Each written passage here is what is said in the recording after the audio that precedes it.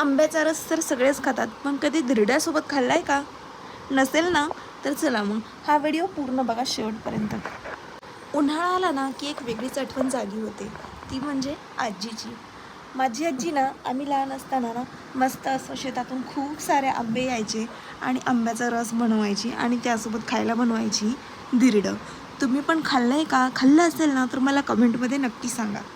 आजीच्या हातचा तो गोड रस इतका गोड की साखरही कमी पडेल आणि त्याच्यासोबत ते प्रेमाने बनवलेले गरमागरम धिरडे. आज बनवूयात आपण आंब्याचा रस आणि आजीच्या हातचे स्पेशल धिरडे. तर इथे मी ना घेतलेलं आहे थोडंसं नॉर्मल दोन चमचे घेतलेलं आहे ज्वारीचं पीठ, 1 चमचा बेसनाचं पीठ आणि थोडंसं पीठ घेतलेलं आहे गव्हाचं. हे सगळं मिक्स करून घ्यायचं आहे. त्यामध्ये एक छोटा कापलेला कांदा, मिरची आणि कोथिंबीर, त्याचसोबत हळद, मीठ आणि जिरे आणि ओवा मिक्स करून थोडंसं ठेचून घातलेलं आहे, कारण त्याची छान अशी चव यावी म्हणून. मीठ चवीप्रमाणे टाकायचं आहे आणि त्याच्यासोबत ते सगळं मिक्स करून थोडंसं पाणी घालून घ्यायचं आहे.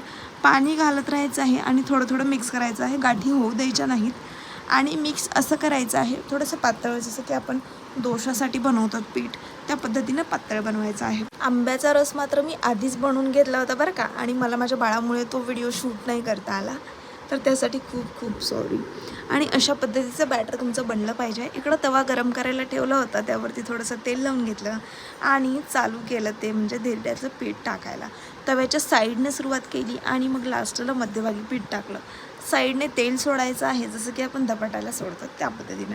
गॅसची फ्लेम हायच ठेवायची आहे, कारण लवकर आणि पूर्ण बाजूने आपलं धिरडं छान क्रिस्पी होईल यासाठी.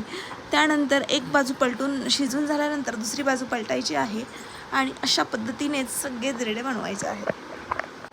आणि अशा पद्धतीने मी धिरडे बनवून ना मस्तपैकी नाही, आणि आजीच्या हातचे धिरडेही नाही, पण चला तिच्या आठवणी मात्र आणखीन तशाच आहेत.